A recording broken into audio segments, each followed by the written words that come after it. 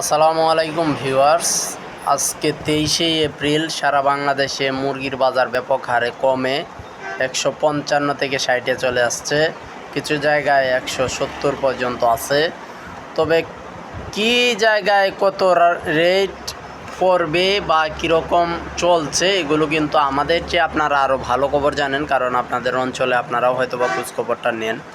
প্রত্যন্ত অঞ্চলগুলোতে এমনও জায়গায় দেখা গেছে গতকালকে 48 থেকে 52 টাকার মধ্যেও কেনাবেচা হতে দেখা গেছে, আবার কিছু জায়গায় 75-85 টাকাও কেনাবেচা হইতে দেখা গেছে।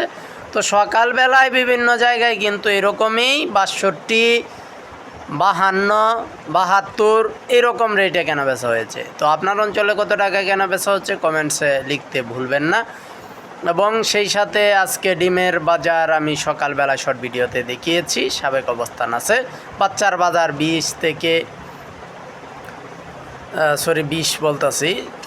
30 থেকে 33 টাকায় ব্রাউন কক, সেই সাথে সোনালি ককটাও 30 থেকে 33, 60 টাকা থেকে 63 টাকার মধ্যে ব্রয়লার এবং কালারবার্ড, টাইগার, সেসু, বনরাজ।